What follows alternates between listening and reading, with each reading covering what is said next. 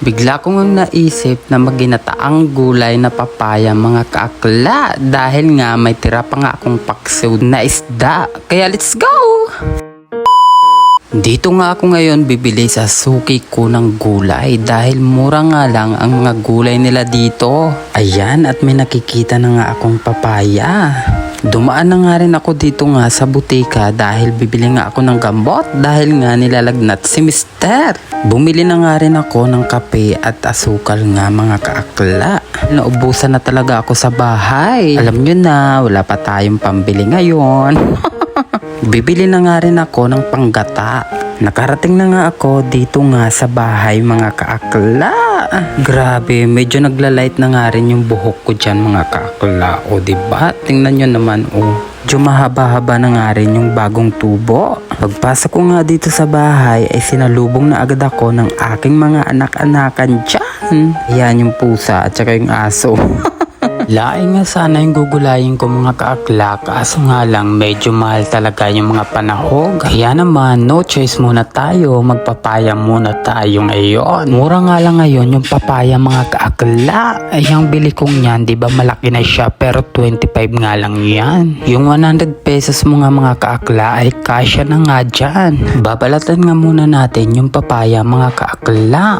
Hindi naman nga mahirap yung pagbalat niyan mga kaakla dahil medyo nga malaki yung papaya. Dilis na tuyo nga lang yung ipapangsaw ko nga dyan mga kaakla. Para naman nga mas lalong sumarap nga ang ating gulay. Kaya tara, samahan nyo akong magluto. Let's go!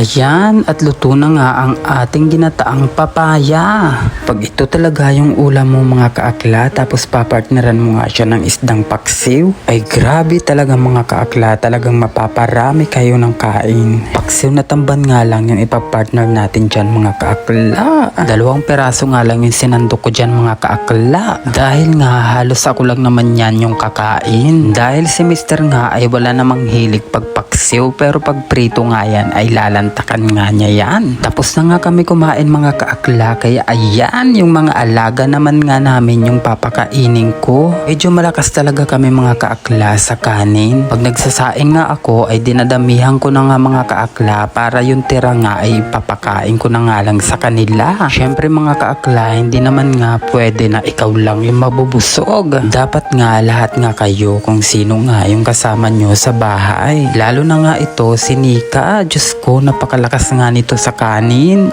Parang mas malakas pa nga yata kumain sa akin to. Kaya mga kaakla, hanggang dyan na lang muna. Thank you for watching. Bye!